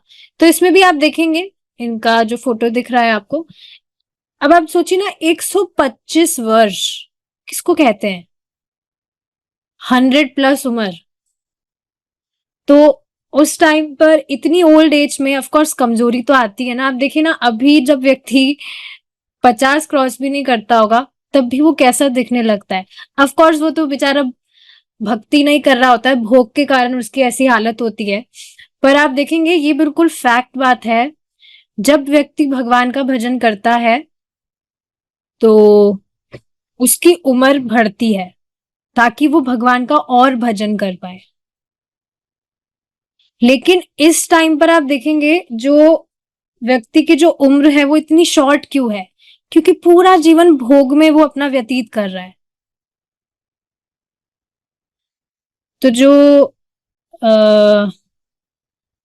अजामिल की जो स्टोरी है, उसमें यही चीज है कि उसकी जो, वो भी 100 वर्ष तक जीता, पर भोग करने के कारण उसके जो 20 वर्ष है वो नष्ट हो गए थे, इसलिए वो 80 साल की उम्र में उसका देह उसने त्याग दिया था। तो हाँ, 125 साल की उम्र में उनका शरीर अद्वैत की तरह मुड़ा हुआ दिखाई देता था। उनकी पलकें मंच के भारी पर्दों की तरह उनकी आंखों पर लटक गई। दोनों और खड़े होकर दो शिष्य उनकी झुकी हुई पलकें उठाते थे ताकि वे अपने श्री गिरिराज गोवर्धन को तुलसी मंजरी अर्पित करें। तो उस टाइम पर क्या हुआ था, उनकी जो आंखें थी वो बिल्कुल बंद हो गई थी, भारी भी हो गई थी और बंद हो गई थी, खुलती भी नहीं थी। उनके जो शिष्य हैं वो उनकी आंखें खोलते थे ताकि वो उनकी जो डीटी है, उनकी डीटी थी गोवर्धन महाराज, गिरिराज गोवर्धन डीटी थी उनके पास में। तो उनकी वो आंखें खोलते थे और उनके हाथों से वो उनको जो भी मंजरी है, फ्लावर्स वगैरह ऑफर करवाते थे और उनका दर्शन करवाते थे। दर्शन करने के बाद में उनकी आंखें वो वापस उनकी बंद हो जाती थी। इस तरह से था। चूंकि जगन्नाथ दास बाबा जी मुश्किल से चल पाते थे, इसलिए उनके ब्रजवासी सेवक बिहारी उन्हें अपने कंधों पर ले जाते थे। और पता है कैसे ले जाते थे? टोकरी पर।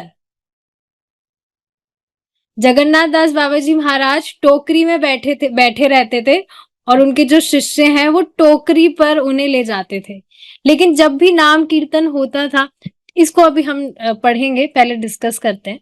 उस टाइम क्या हुआ था, जब जगन्नाथ दास बाबा जी महाराज 125 साल के हुए थे, तो उनके जो शिष्य थे उनको टोकरी में कैरी करके लेकर जा रहे थे। उनके जो फॉलोअर्स, डिसाइपल्स हैं, उनका नाम था बिहारी लाल। तो टोकरी में उनको लेकर जा रहे थे अपने सर के ऊपर रखकर, क्योंकि जगन्नाथ दास बाबा जी महाराज बहुत कमजोर हो गए थे 125 साल की उम्र में, ऑफ कोर्स। लेकिन उस टाइम पर जब भक्ति विनोद ठाकुर जी ने उनको देखा था तो उस टाइम पे क्या हुआ था, उस टाइम कीर्तन हो रहा था। तो कीर्तन के टाइम पर एकदम से जगन्नाथ दास बाबा जी महाराज टोकरी से बाहर उछल गए, बिल्कुल सीधी पीठ में।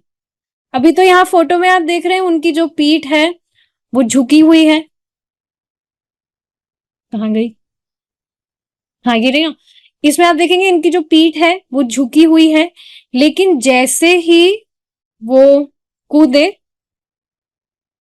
नीचे कूदे, तो एकदम सीधी पीठ में वो खड़े हो गए।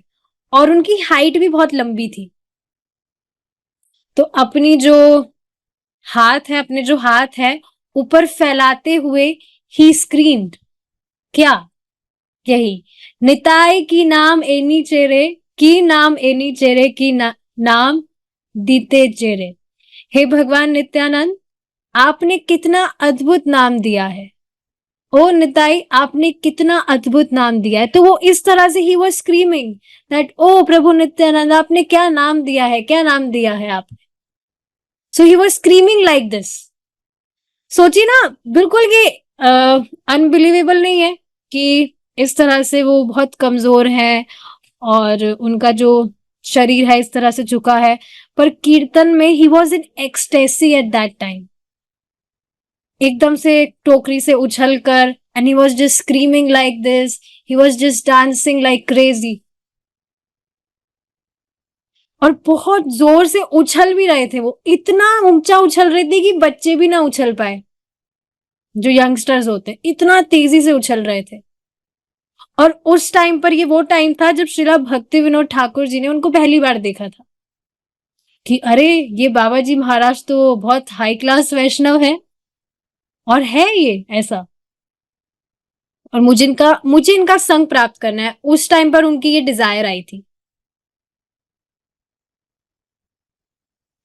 तो ये सब बातें, moving back to our story, कहां पर हम थे? जो, हाँ, वो तुलसी वाला जो हम डिस्कस कर रहे थे। भक्ति विनोद ठाकुर जी जो है वो जगन्नाथ दास बाबा जी को के पास गए कि मैं आपको एक जगह पर लेकर जाना चाहता हूँ। तब उनके जो डिसाइपल्स हैं, वो बिहारी लाल हैं, वो टोकरी में उनको लेकर जा रहे थे उस टाइम पर। और वो उस टाइम पर भी आप देखेंगे जो जगन्नाथ दास बाबा जी महाराज हैं वो पीठ को झुकाकर ही बैठे थे टोकरी के अंदर। उनका नेचुरली वैसा पोस्चर हो गया था।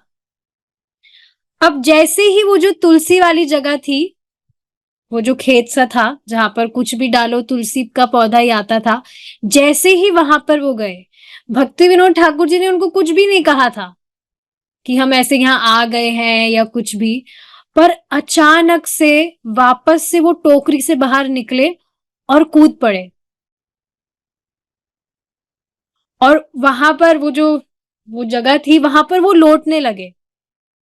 ये हमारे निमाई की आविर्भाव भूमि है, इस तरह से वो बोलने लगे, ये हमारे निमाई की आविर्भाव भूमि है, ये वही जगह है जहां महाप्रभु प्रकट हुए। तो इस तरह से खूब लोट पलोट वो होने लगे वहां पर, लौटने लगे पलटने लगे। और सेम वैसे ही स्थिति थी उस टाइम पर जिस टाइम भक्ति विनोद ठाकुर जी ने उनको कीर्तन में कूदते हुए देखा था। उस टाइम पर बिल्कुल वैसे ही उस टाइम पर भी वो he was jumping like crazy, इधर से उधर पागलों की तरह भाग रहे थे।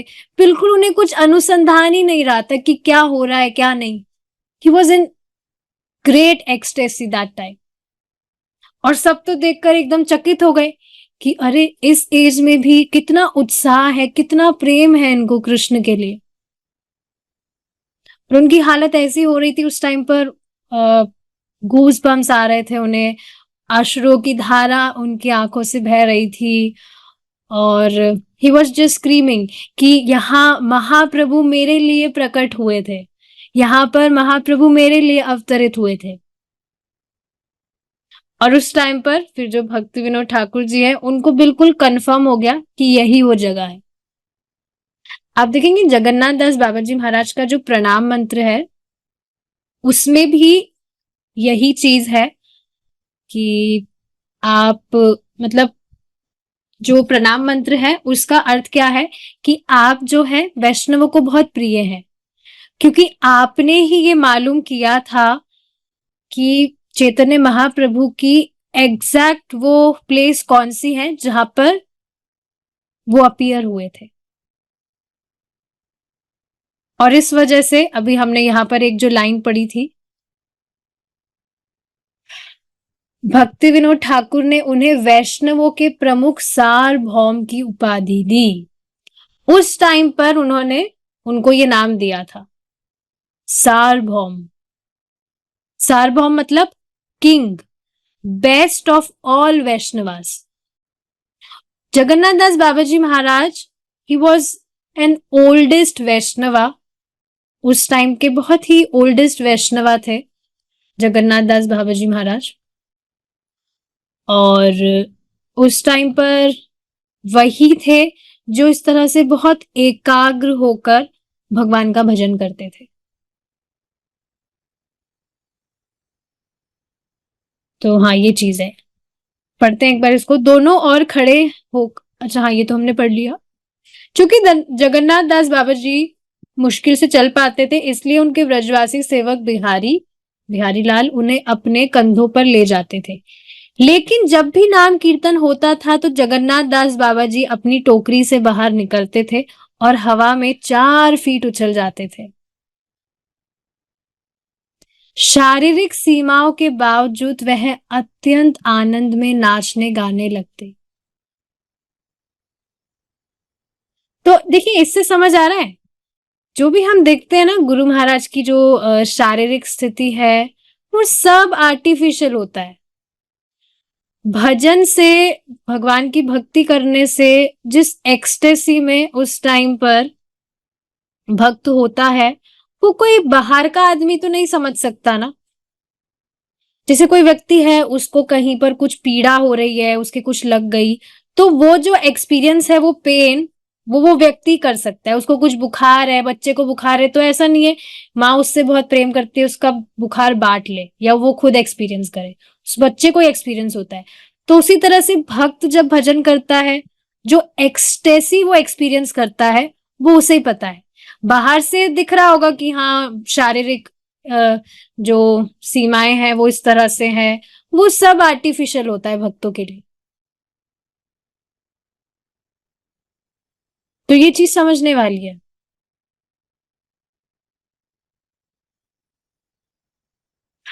ठीक है, अब आगे क्या हुआ था, जो जगन्नाथ दास बाबा जी महाराज हैं, गर्मियों में ऋषिकेश गए थे। तो वहां पर रहते थे जगन्नाथ दास बाबा जी महाराज, और उनकी दिनचर्या क्या थी? सुबह जल्दी उठ जाते थे, स्नान वगैरह कर लेते थे और अपने आप को एक कमरे में बंद कर लेते थे। कमरे में बंद करने के बाद में he use to chant holy names loudly. पूरे दिन पूरे रात लाउडली चैंट करते थे। फिर शाम को बाहर आते थे, कुछ केले खाते थे, छाछ पीते थे और बस हर दिन ऐसा ही करते थे। उनका ऐसा कहना था कि मैं बहुत कंटामिनेटेड हूं, तो मुझे शुद्ध होने की जरूरत है। तो ये कोई व्रत होता है जिसमें इस तरह से रहना पड़ता है, मतलब रहना पड़ता नहीं है, इस तरह से रहते हैं अपने आप को शुद्ध करने के लिए। उस व्रत का कुछ नाम होता है, मुझे याद नहीं आ रहा है।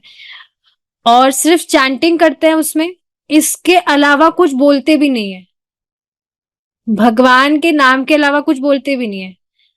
3 महीने का होता है ये व्रत, उसमें सिर्फ हरे कृष्ण महामंत्र का चैंटिंग करते हैं, बस इसके अलावा कुछ नहीं। तो एक बार क्या हुआ था, उन्होंने 3 महीने का इस तरह से व्रत लिया था कि मुझे शुद्ध होना है, मैं बहुत कंटामिनेटेड हूं। 2 महीने तक उन्होंने इस तरह से फॉलो किया। सुबह स्नान करके अपने आप को कमरे में बंद करके चैंटिंग करते थे वो। शाम को आते थे, कुछ केले वगैरह खाते थे और फिर जाते थे। लेकिन एक दिन क्या हुआ, 2 महीने तक ऐसा कंटिन्यूअसली करने के बाद में कुछ क्षण के लिए वो भूल गए अपने व्रत के विषय में और उन्होंने अपने डिसाइपल से कुछ बात कर ली थी, अपने शिष्य से। तो बाद में उन्होंने, उनको आया, अरे मेरा तो जो व्रत है वो खंडित हो गया। फिर वापस से उन्होंने 3 महीने का व्रत ऐसे स्टार्ट किया।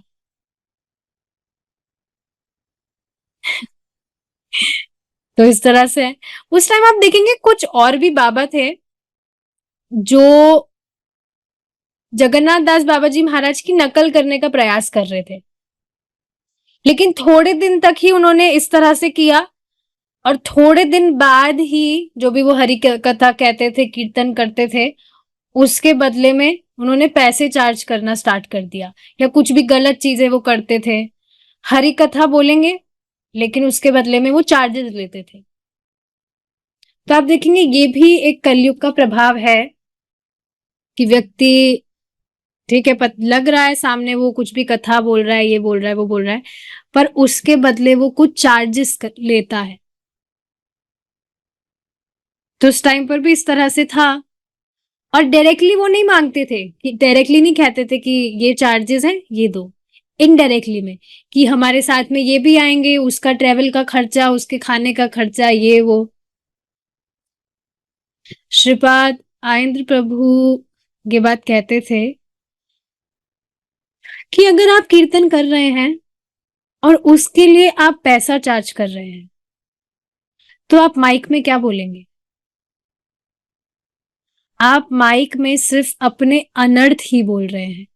You're just only spreading your anarthas when you're charging money for saying Krishna Katha. भगवान के बारे में बोलना ये अपने आप में ही एक विशेष चीज है। इसका हम किसी वस्तु से कैसे व्यापार कर सकते हैं, बताइए आप। क्या कभी किसी माता को आपने देखा है जो ऐसा कहे कि मुझे अपने बच्चे के लिए बोलने के लिए या अपने बच्चे के बारे में सोचने के लिए मुझे इतना पैसा चाहिए? माता ऐसा क्यों बोलेगी? Because she have affection, she has affection for her child. आप देखेंगे ना, वो अपने बच्चे के गुण बोलती रहेगी, अरे हमारा बच्चे ने आज ऐसा किया, उसने वैसे किया, और उसने ऐसे मम्मी बोलना सीखा, आज उसने अपने आप ऐसे चलना सीखा। वो गुण बोलती रहती है, पर उसका कुछ पैसा चार्ज वो नहीं करती है, because she has affection for her child. तो वैसे ही जब we have an affection for Radha and Krishna, तो हम क्यों किसी से कुछ चार्ज करेंगे? कोई भी व्यक्ति इस तरह से कर रहा है तो उसे भगवान से प्रेम कहाँ हुआ, वो तो भगवान का व्यापार कर रहा है। प्रभु जी ने कहा था एक बार कि पेट ही पालना है तो जाके मजदूरी कर लो, पर भजन नहीं बेचना चाहिए कभी भी, भगवान का यश कभी भी नहीं बेचना चाहिए। हाँ, भगवान अपने आप कुछ व्यवस्था कर रहे हैं, जैसे कोई डिवोटी है, आप गए हैं, कोई भी जाता है, अब वो आगे होके आपको कुछ देना चाहते हैं, so that can be accepted as prasadam, उसको प्रसाद समझ के स्वीकार कर लेना चाहिए। लेकिन अब कोई ये कहे कि अगर तुम मुझे पैसा नहीं दोगे तो मैं तुम्हें हरि कथा नहीं कहूंगा या मैं कीर्तन नहीं गाऊंगा, तो वो क्या है? वो तो माया कीर्तन हुआ, वो तो माया कथा हुई। ये मेरे शब्द नहीं है, ये श्रीला भक्ति सिद्धांत सरस्वती ठाकुर जी ऐसा बताते हैं। और आप बिल्कुल देखिए, स्पष्ट देखेंगे, मैंने खुद ने ये चीज एक्सपीरियंस की है, कोई भी व्यक्ति इस तरह से पैसे चार्ज करके कुछ बोल रहा है तो उसको सामने वाले से कुछ मतलब ही नहीं है कि उनको भगवान के प्रति प्रेम उनका जागृत हो या ना हो, उसको अपना पैसे से मतलब है बस। और ये चीज जहां मैं कल गई थी, वहां मैंने देख लिया था जो भी स्वाहा वहा हो रहा था, वो पंडित जी को किसी से कुछ मतलब ही नहीं है। और आप देखेंगे लोगों को ये चीज दिखती भी है कि ये जो पंडित जी है ये ऐसे हैं वैसे हैं। मैंने देखा था, बातें कर रहे थे कि वो तो ऐसे बोल रहे थे वैसे बोल रहे थे, दिखने के बाद में भी कोई विचार नहीं करता है कि ऐसा अगर कर रहा है तो वो काहे का पंडित हुआ।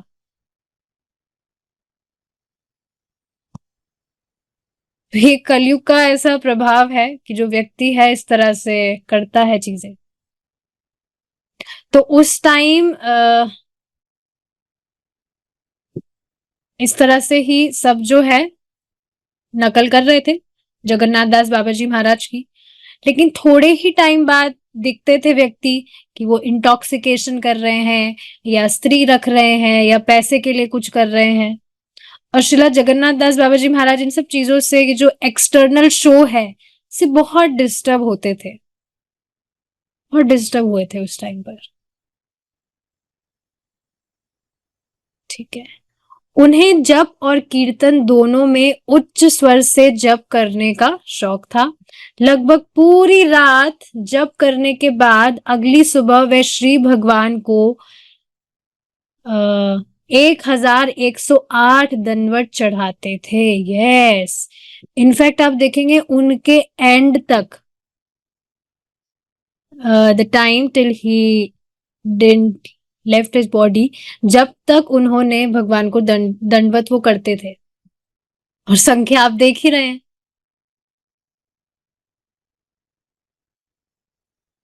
तो ये बहुत अमेजिंग चीज है, इस तरह से दंडवत करते थे भगवान को।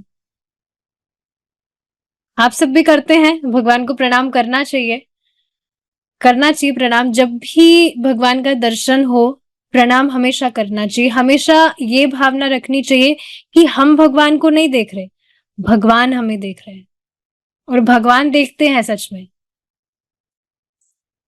वे वैष्णवों की सेवा के लिए सदैव उत्साहित रहते थे। वह सख्त आहार और वार्षिक चतुर्मास्य 4 महीने का उपवास का पालन करते हुए एक तपस्वी के रूप में रहते थे। Now this is also just amazing. बहुत उनका देखिए फास्टिंग कैसा था। पहले महीने में उन्होंने शाम को केवल 4 केले खाए, पूरे दिन हरे कृष्ण महामंत्र का चैंटिंग करते थे। और स्टार्टिंग का जो फर्स्ट महीना होता है चतुर्मास का, उसमें सिर्फ 4 केले खाते थे, 5 केले भी नहीं, सिर्फ 4, 4 का 4.5 भी नहीं, 4 केले खाते थे पूरा एक महीना। दूसरे महीने केवल अमरूद, वो भी 4 अमरूद ही खाते थे। तीसरे महीने केवल मट्ठा पीते थे। चौथे महीने केवल केले के फूल, बिना नमक के, बिना उबले, मतलब वही फ्रूट्स वगैरह फूल वगैरह he used to have. See the level of renunciation, ना अमेजिंग है। तो इस तरह से था उनका।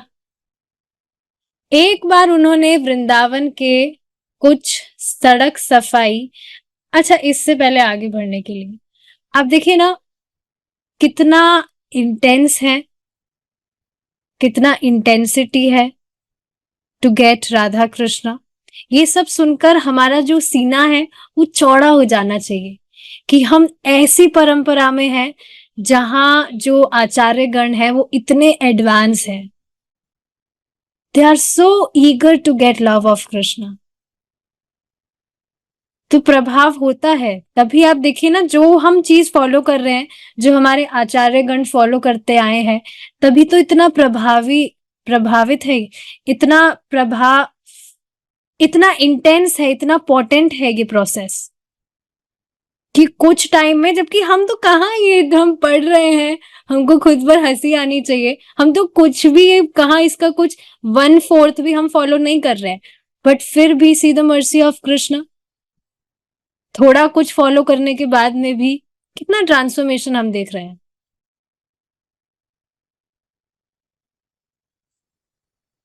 ये बहुत अमेजिंग बात है। ठीक है, आगे देखिए, आगे का जो आता है उसमें क्या बताया जा रहा है। एक बार जगन्नाथ दास बाबा जी महाराज जो हैं उनको एज अ मधुकरी, मतलब जो रेमिनेंट्स होते हैं वो मिले ब्रजवासियों से, कुछ चपाती मिली थी। तो उन्होंने क्या किया, उन्होंने एक्सेप्ट किया, जस्ट एक्सेप्टेड इट, अपने सर पर उन्होंने किया और स्वीपर्स को दे दिया। वहां पे जो वृंदावन के स्वीपर्स हैं उनको उन्होंने दे दिया। अब वृंदावन में समझना चाहिए झाड़ू नहीं होती, वहां सोहनी होती है। बहुत इंटरेस्टिंग पॉइंट है ये। झाड़ू होती है कचरे के लिए, कचरा साफ करने के लिए, लेकिन जो सोहनी है वो ब्रज की धूली साफ करने के लिए होती है, ब्रज की धूली के लिए होती है। सफाई करने के काम झाड़ू आती है, टू क्लीन गार्बेज, पर वृंदावन में तो ऑलरेडी सब साफ है। वृंदावन के बाहर आप देखेंगे कहीं कचरा वगैरह है तो उसको साफ किया जाता है, उसके लिए झाड़ू चाहिए होती है। पर वृंदावन में जो इस तरह से होता है उसको सोहनी सेवा कहते हैं। और उसको करने के पीछे का इंटेंशन पता है, उसको किया जाता है ताकि ब्रज की धूली का संपर्क हमें प्राप्त हो। आप सोचिए ना, इस पर विचार करना चाहिए। ब्रज की धूली का अर्थ आप समझ रहे हैं, जहां पर कृष्ण कृष्ण ने अपने पास टाइम्स परफॉर्म किए थे, जहां पर कृष्ण ने अपनी लीला की।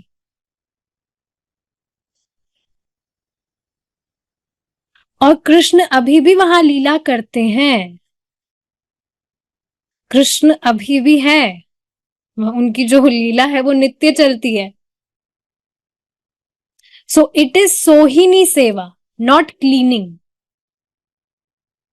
तो वहां पर जिनको भी मतलब वहां नहीं, जहां पर भी आप देखते हैं सफाई करने वाले, जिनको भंगी कहा जाता है, वृंदावन में वो भंगी नहीं होते, they are the devotees of त्रिभंगी।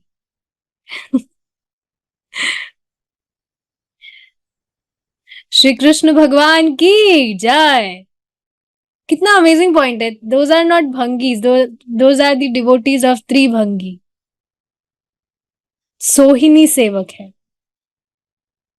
तो इस तरह से जब उनको वो जो चपातीस थी, रोटी थी, उनको दी जगन्नाथ दास बाबा जी महाराज ने सोहिनी सेवक को, तो अब सबको जब वहां पे मालूम चला, जो भी वैष्णव वगैरह थे वो कहने लगे, अरे अरे ये बाबा जी क्या कर रहे हैं, ये तो सार्वभौम है, पर ये तो जो स्वीपर्स हैं, जो सफाई करने वाले हैं, उनको प्रसाद शेयर कर रहे हैं अपना, तो ये बाबा जी महाराज क्या कर रहे हैं। तो बाबा जी महाराज ने फिर क्या समझाया, एक बार इसको पढ़ते हैं। एक बार उन्होंने वृंदावन के कुछ सड़क सफाई कर्मचारियों को रोटियां दी। इसके बारे में सुनकर वृंदावन के प्रमुख लोगों ने जगन्नाथ दास बाबा जी से कहा, बाबा आप व्रज के शिखर रत्न हैं, किसी को भी आपकी आलोचना करते हुए सुनकर हमें दुख होता है। अब हर कोई आपके खिलाफ बात कर रहा है, वह कह रहे हैं बाबा पागल हो गए हैं। अगर वह सदियों पुरानी परंपराओं का उल्लंघन करेंगे तो समाज का क्या होगा। तो इस तरह से सब कहने लगे। तो जो बाबा जी महाराज हैं उन्होंने क्या जवाब दिया, बहुत इंटरेस्टिंग है। आप देखेंगे देखेंगे जैसे अ,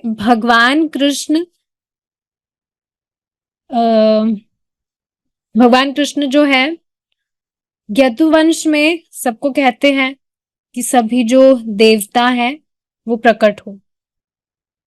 भगवान के प्रकट होने से पहले, भगवान जब होते हैं और भगवान के बाद भी। तो उन्होंने इस तरह से बताया कि ये सब ही यहाँ पर जो काम करने वाले हैं ये सब देवता हैं। ये अभी वर्तमान में यहाँ भगवान के बोले जाने के कारण यहाँ पर है, और ये बिल्कुल सही चीज है। रेवती माता जी ने मुझे एक बार बताया था कि वृंदावन धाम में आपको कोई भी व्यक्ति जो दिख रहा है, कोई शराब भी पी रहा है, तो वो भी सिर्फ एक्सटर्नली है, पर वास्तव में धाम की महिमा अलग ही है। भगवान के जो विष्णु दूत है वो घूमते रहते हैं भक्तों की सेवा करने के लिए।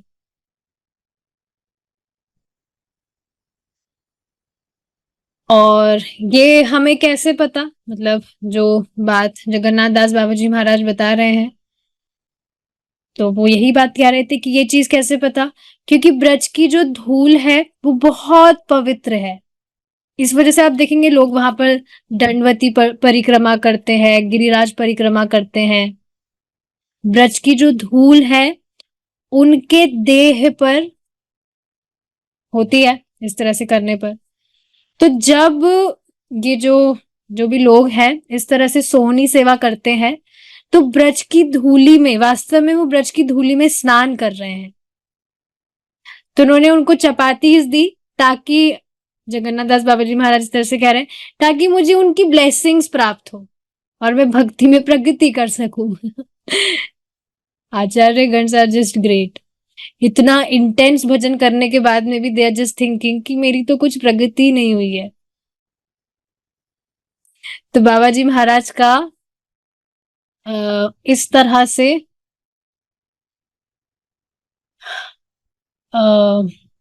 व्यवहार था,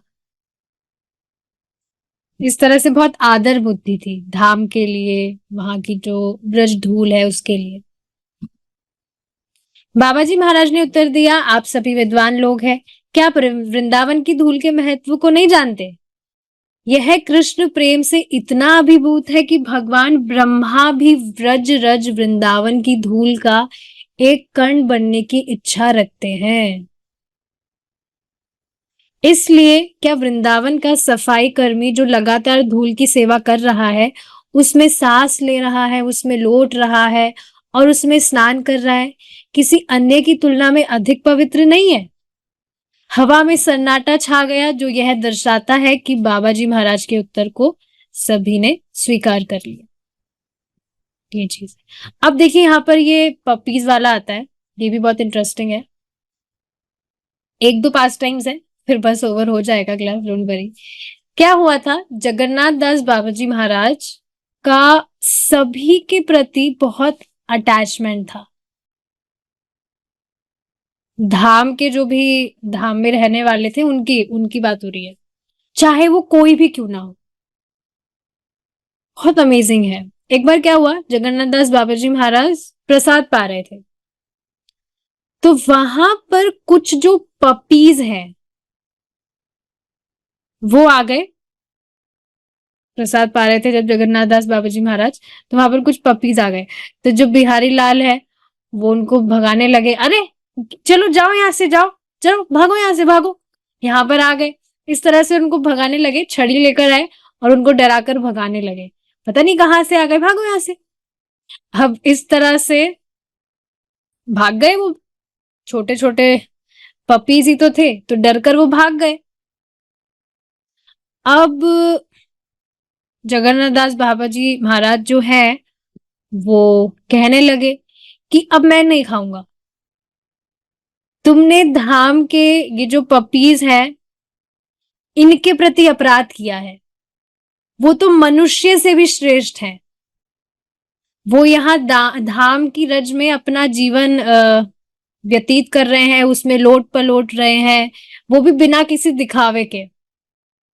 देख रहे हैं आप, इसका मतलब क्या है कि मतलब हो सकता है जो मनुष्य है वो तो फिर भी कुछ डुप्लीसिटी करे, पर वो जो पपीज है they are like so sweet. वो इस तरह से जो धूल है उसमें लोट पलोट हो रहे हैं और कुछ दिखावा भी नहीं कर रहे। वो तो जैसे अनजाने में कर रहे हो, उनमें कुछ समझ नहीं है, पर वो मनुष्य से भी श्रेष्ठ है। जाकर उनको वापस लेकर आओ, उनको खिलाओ, तभी मैं खाऊंगा। वो भगवान चैतन्य महाप्रभु के संगी हैं। तो देखिए इस तरह से उनकी आदर बुद्धि थी। तो वापस से उनके जो डिसाइपल है उनको बुलाकर लेकर आए और उनको खिलाया। तो जगन्नाथ बाबा जी महाराज जिस प्लेट से खा रहे थे उस सेम प्लेट से ही जो बिहारी लाल है वो उन पपीज को भी फीड कर रहे थे।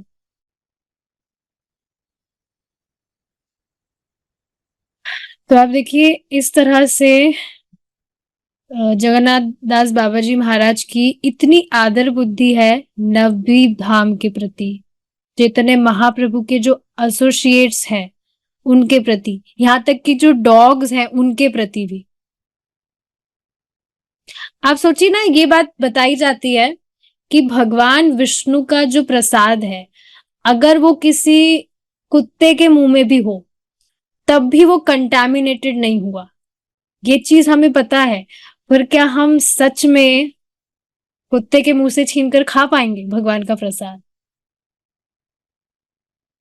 बट सी जो जगन्नाथ दास बाबा जी महाराज है उनका उनका आप देखिए, सारी चीजें हम जब ये सुन रहे हैं तो मालूम चलता है अरे अभी तो कुछ भी प्रोग्रेस नहीं हुआ।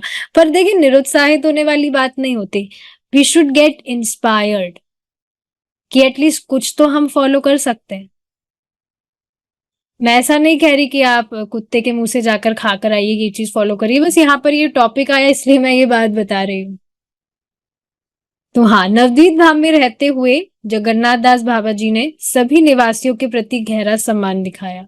यहाँ तक कि जब कुछ पिल्लों ने उनकी थाली में से खाना खाया तो भी उन्होंने कोई विरोध नहीं किया। कुत्तों को अपने गुरु का प्रसाद खाते देख उनके सेवक बिहारी को घृणा हुई और उन्होंने कुत्तों को भगा दिया। जगन्नाथ दास बाबा जी ने बिहारी को डांटा, ये पिल्ले पवित्र धाम के निवासी हैं, वे सामान्य जीवित संस्थाएं नहीं हैं। जब तक वे मेरी थाली से महाप्रसाद साझा करने के लिए वापस नहीं आते मैं खाना नहीं खाऊंगा। तो ये चीज है। आप देखिए जगन्नाथ दास बाबा जी महाराज की जो साधनाएं थी वो एकदम पत्थर की लकीर थी। पत्थर की लकीर होता है ना कि जो हो गया बस, जो डिसाइड कर लिया वो हो गया, अब वो मिटेगी नहीं। तो एक बार जो डिसाइड कर लिया कि ऐसे व्रत का पालन करना है तो वो करते ही थे। हमारी जो लकीर है वो पानी की लकीर है, एक बार ड्रॉ हुई तो पता नहीं तुरंत ही कहां पर वो गायब हो जाती है। तो इस तरह से है। 142 साल की उम्र में वे ना तो देख सकते थे और ना ही चल सकते थे। अपने निष्कर्षों की पुष्टि के करने के लिए भक्ति विनोद ठाकुर ने जगन्नाथ दास बाबा जी से भगवान चैतन्य के प्रकटन स्थल को देखने का अनुरोध किया। गौरांग प्रेम के नशे में धुत होकर जगन्नाथ दास बाबा जी हवा में ऊंचे उड़ गए और श्री चैतन्य महाप्रभु के योगपीठ की खोज पर जप और नृत्य करने लगे। ये अभी जो हमने डिस्कस किया था वो स्टोरी। इस तरह सभी बद्ध आत्माओं के प्रति करुणा प्रकट करते हुए जगन्नाथ दास बाबा जी ने अपनी भजन शक्ति, शास्त्रों का ज्ञान और प्रेम भक्ति को सीधे भक्ति विनोद ठाकुर के हृदय में स्थानांतरित कर दिया।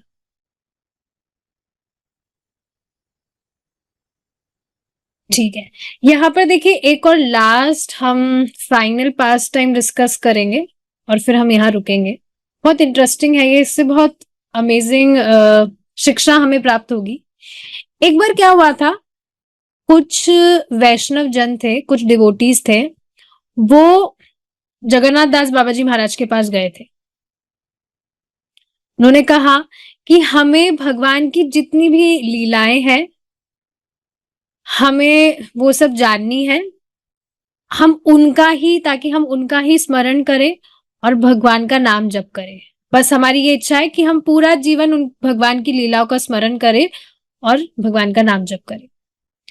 तो जगन्नाथ दास बाबा जी महाराज ने कहा कि ठीक है, मैं बताऊंगा जितना भी मैं जानता हूं, पर उससे पहले पीछे जाओ और खेत में वहां पर जो बैंगन के पौधे हैं उसमें पानी दो। अब आप सोचेंगे बैंगन के पौधे ये कहां से बीच में आ गए, पर इस तरह से उन्होंने इंस्ट्रक्शन दिया कि बैंगन के जो पौधे हैं उसमें जाकर पानी दो। और इस तरह से उन्होंने 9 महीने तक उनको बैंगन के पौधों पर पानी डलवाया था, ये सर्विस करवाई थी। फिर क्या हुआ, 9 महीने बाद में चले गए, जितने भी वो आए थे भक्त वगैरह वहां से चले गए।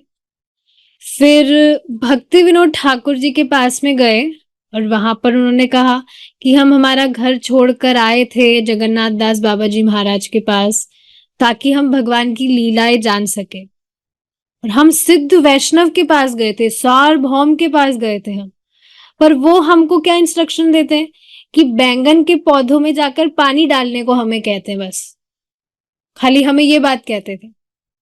अब इससे भगवान की प्राप्ति कैसे होगी बैंगन के पौधों पर पानी डालने से? तो भक्ति विनोद ठाकुर जी समझाते हैं कि जो स्पिरिचुअल मास्टर है उनकी गाइडेंस में बैंगन के पौधों को भी पानी देना, बैंगन के पौधों को पानी देना भी is more spiritually elevating than doing these lila smaran independently by yourself.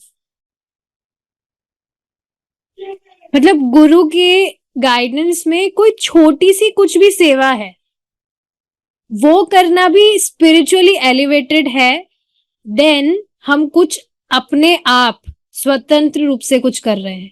तभी बार बार कहा जाता है कि शास्त्र श्रवण करिए, श्रवण। रीडिंग भी करनी चाहिए, पर ज्यादा श्रवण पे क्यों दिया जाता है महत्व? क्योंकि जब हम हमारी सीनियर डिवोटीज से सुनते हैं तब ज्यादा अच्छे से हम प्रोग्रेस कर पाते हैं।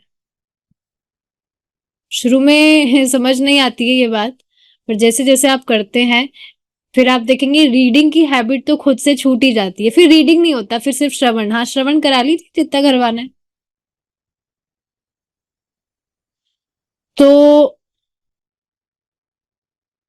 ये बात समझा रहे थे कि जब हम अपने आप से कृष्ण को प्राप्त करने का ट्राई करते हैं तो हम फेल ही होंगे। पर जब जगन्नाथ दास बाबा जी महाराज आपको भगवान की प्राप्ति करवाना चाहें तो आपको पक्का होगी, क्योंकि उनके पास कृष्ण है और कृष्ण को प्राप्त आप उनको प्लीज करके कर सकते हैं। गुरु महाराज को प्लीज करके ही भगवान को प्रसन्न किया जा सकता है। तो अगर उनको उनको आप प्लीज, अगर हाँ, बैंगन के पौधों में पानी डालकर उनको आप प्लीज कर सकते थे तो आप वो करिए, वो भक्ति है। उन्होंने ये चीज स्पष्ट बताई, बैंगन के पौधों को पानी देना भक्ति नहीं है, पर बैंगन के पौधों को अगर स्पिरिचुअल मास्टर की गाइडेंस में पानी देना उनको प्रसन्न करने के लिए है तो वो भक्ति है। अगर जो स्पिरिचुअल मास्टर है वो कह रहे हैं कि आप बैंगन के पौधों को पानी दीजिए, तो हम उनके सेटिस्फैक्शन के लिए अगर ऐसा करें तो चाहे वो भक्ति हो या नहीं, पर अगर इससे उनको संतुष्टि मिल रही है तो उससे कृष्ण भी संतुष्ट होते हैं। तो अगर तुम ये जो सेवा है अगर कुछ और महीने तक कर रहे होते तो तुमको जरूर जो तुमको चाहिए वो तुमको प्राप्त हो जाता। तो गुरु महाराज बस तुमको टेस्ट कर रहे थे कि तुम्हारा कितना अनुकूल या कितना प्रतिकूल कॉन्शियसनेस है। आप देखेंगे श्रीला प्रभुपाद जी के जो डिसाइपल्स थे, they were also typing what Srila Prabhupada ji was speaking. अब टाइपिंग करना तो भक्ति नहीं है, but then also disciples were typing for the sake of pleasing Srila Prabhupada ji, for the propagation of Krishna consciousness. तो ये भक्ति है। ऐसे भी हम काफी सारी चीजें करते हैं, कृष्ण से कनेक्ट करके कर रहे हैं, भगवान की संतुष्टि उसमें है, तो वो भक्ति है। जैसे आप देखिए ना, एक कर्मी माता जी भी किचन साफ करती है, खाना वाना बनाती है, पर एक डिवोटी माता जी भी किचन साफ करती है, खाना बनाती है। कितना भेद हो गया। वो कृष्ण के लिए कर रही है, वहां पे कृष्ण से कोई मतलब ही नहीं है, तो वो भक्ति है। पर वो कृष्ण वहां केंद्र में नहीं है, तो वो भक्ति नहीं है। तो यहां से ये चीज आपको समझ आ रही है कि बॉटम लाइन हमने यहां से क्या सीखी कि गुरु महाराज के बिना भगवान की प्राप्ति पॉसिबल नहीं है। और गुरु महाराज जो भी आपको निर्देश देते हैं, हो सकता है हमें समझ ना आ रहा हो, सिर्फ प्रसाद खाने से कैसे कुछ होगा, सिर्फ हरे कृष्णा करने से कैसे होगा, 16 माला में पहुंच जाएंगे भगवान के पास। पर गुरु महाराज बता रहे हैं तो जरूर पहुंचेंगे। अब यहाँ बैंगन के पौधों वाला तो कुछ समझ नहीं आया ये क्या बता रहे, पर है ये समझाने के लिए बताया। तो ये सारी चीजें हैं जो समझनी चाहिए। तो इससे हमने श्रीला जगन्नाथ दास बाबा जी महाराज पर आज कुछ चर्चा की। आई होप आपको इंटरेस्टिंग लगा होगा, काफी सारी चीजें हमें आज मालूम चली। ठीक है, we'll stop our discussion here now. Srila Jagannath Das Baba ji महाराज की जय, श्रीला प्रभुपाद की जय, निताई गौर प्रेमानंदे, हरि बोल, हरे कृष्णा।